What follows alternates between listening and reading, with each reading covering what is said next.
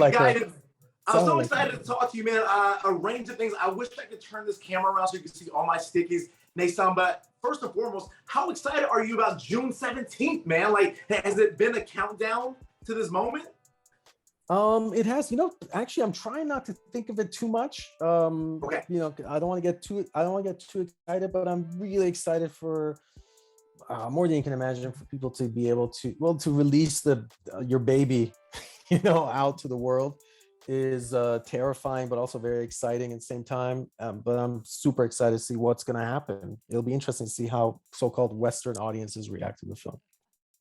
Definitely, you know that I kind of had this question for a little bit later in our conversation, but I'll go ahead and bring it up now. With the success of a Squid Game, with Parasite, and seeing not just from cultural success, but literally at the Academy Awards, does that at all boost your confidence? Because I will tell you, Neysan, that I've had a lot of friends that never liked, even Crouching Tiger days. They hated subtitles. They did not want to embrace it. Now the culture has changed. People embrace it. International films get so much love and appreciation out here, knock on wood, obviously. But does that kind of change up your confidence? And what is your take on that? Absolutely. And a lot of that happened just in the past few years, as you say. As I started writing this thing, and then with our co-writers, just developing it. And as we're doing this, realizing what position we're in, and that it's going to be a subtitled film, and then we go into shooting, and then we start seeing Parasite, and we start seeing all the other, the Korean films and many other films kind of getting out there, and people getting over their, as I think the director mentioned, Parasite, getting over your fear of that 1 inch on the screen. That was very exhilarating. I mean, I remember someone, two investors messaged me and said, this is great. This is going to be great for us. Do you understand? Like, times are changing, and people are getting comfortable with it, exactly as you said. And I thought, again, I don't want to get too excited. I said, yeah, okay, let's see what happens. No, it doesn't. And you know what? It's funny because when I was explaining this to a couple colleagues and a few friends of mine, I was like, imagine the Limitless pill meets Black Mirror meets Eternal Sunshine of the Spotless Mind. I'm getting all those vibes. So of course, it's not just you, but a few other people behind the scenes. But really, just talk about the creation of this concept, man, because we'll dig a little bit deeper into the actual plot, but more so just this concept coming together. Yeah, I mean, the idea of having something within us that would just talk to you and guide you as to what you should do in any given scenario. And also, I thought, let's make it more interesting, more cinematic, something that would actually tell you if someone else is being dodgy or deceitful or whatever the case may be. That's been just jumping around my head for a long time, 7-8 years. And I started writing a script of a very kind of, turned out to be very expensive, big budget, hard sci-fi screenplay. And this idea was inside there as one of the elements. And so, but then I thought, this really deserves its own vehicle. So took that out of that particular story and made this own story in its own, because I think this deserved its own treatment. And I really wanted to just drill down, because it was a contained drama. It's not that many locations, not that many actors. I want to drill down to really some small, deceptively simple issues of in relationships and kind of human nature, but using this as the entry point. Yeah.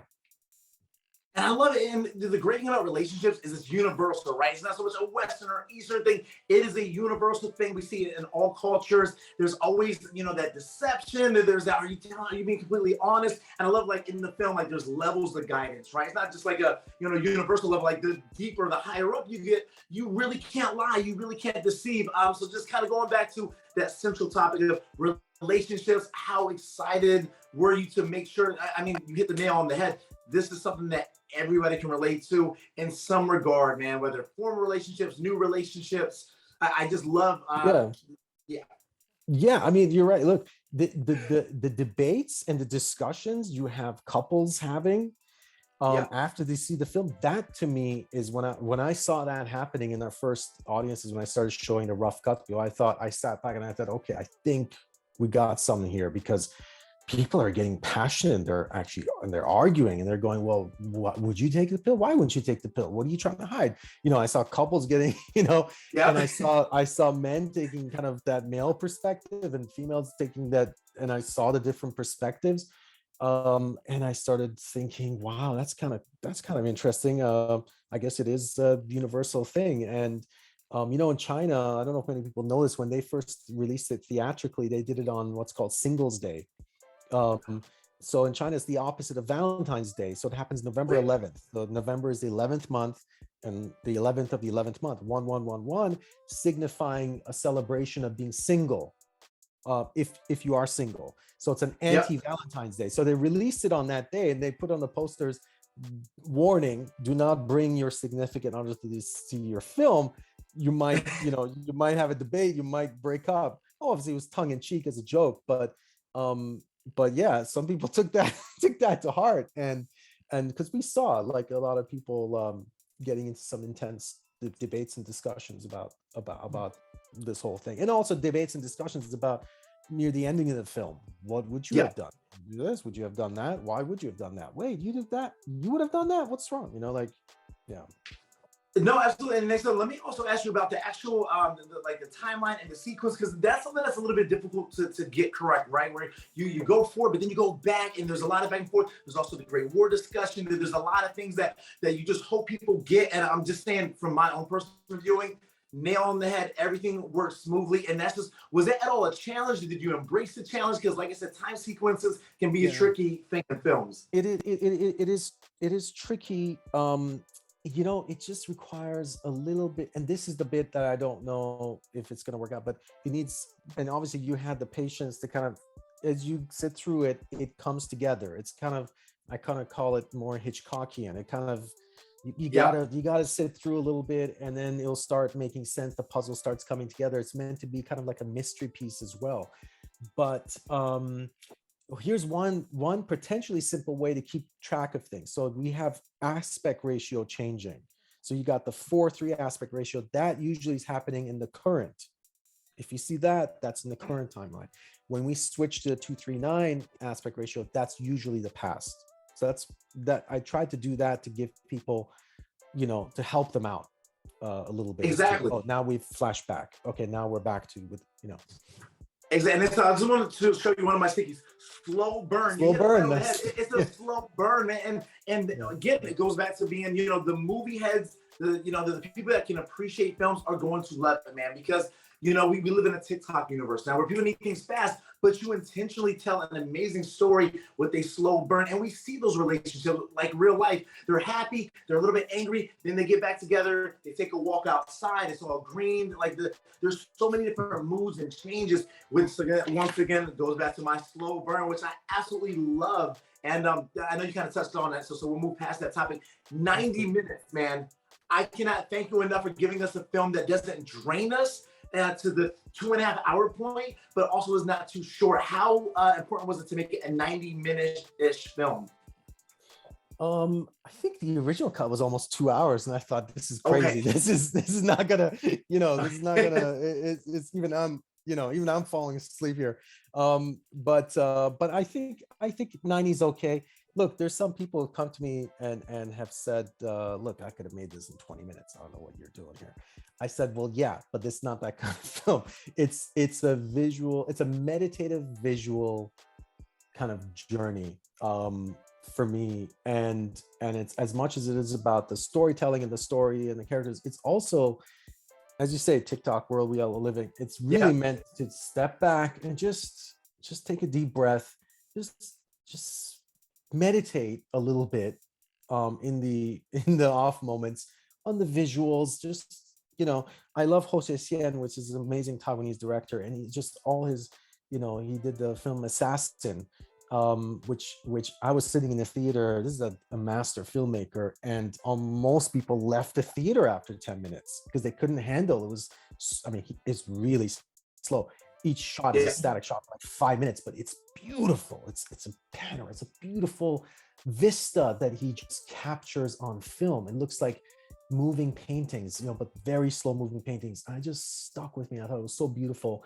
Now, I don't quite do that, but I do want us to takes a breath and just, you know, just Yeah. go slowly for the journey. It's not about, oh, now what happens, let's finish this in 20 minutes. It's a half an hour episode. Neysan, I love that aspect of it too, because as I'm watching it, it feels, it's almost, I don't mean to make other references, but like, you know, Breaking Bad was one of those shows that they put a lot of attention on something very small, but because it's up close, you see the beauty of it. And these scenes, man, you know, maybe a 3-second scene with the son at the computer, you know, looking at the guidance thing, and then it switches over, or like I said, outside, there's so much love, care, and tenderness to these scenes that as a viewer, and I speak on a lot of other fellow movie lovers, right? You just appreciate that, man, because we're so rushed, and you already actually answered what I'm kind of relaying over, but you made it very meditative, man, very relaxing and gripping with the storyline.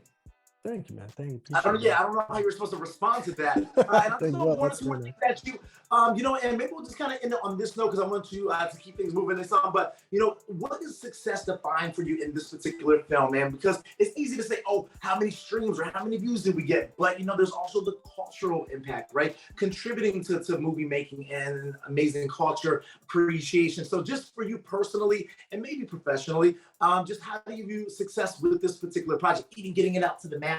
Because we know films get shelved as well. So speak on that. Well, the biggest success is that we made a film. I hate to sound like, you know, it's not often you can do that. I mean, you know what I mean? It's not easy. You got to be a little crazy to get into it. You honestly got to actually be a lot crazy to get into it, because most instances you don't do it for financial benefit. I mean, I could have put all this money into Apple or Microsoft 5 years ago, and I would have quadrupled my money. So why am I doing this for? You know? And no, I don't own Apple or Microsoft. I just want to make sure people know. Gotcha. What's it called? Disclosure. But, you know, I guess the other thing is that it'd be wonderful to be able to continue. You know, you make a film so you're able to make more, really. Yeah. And that's what all it comes down to. Just work on your craft more. Just keep working at it. It's a craft, you know, and you just got to keep, the more you do it, hopefully the better you become. And, you know, I'm always trying to be in learning mode, and in all aspects. And that's what I love about it. I love storytelling. I think of myself first as a storyteller, filmmaker second, but, you know, so I've tried to create, you know, past 2 years, I've been working on a series that's based in the same universe as this film, because I feel like the concept that we got in here, the NIS pill, that's guidance is just one application. You can have thousands. It's just like on your phone, you can have hundreds of thousands of apps that do stuff on your phone. Same thing with this. Just imagine your phone is inside you now. But guidance in itself, you know, so I've been working in the past couple of years and starting to just now go out and start pitching it, and it's looking, you know, somewhat positive. An 8-episode series on in the same universe. Yeah.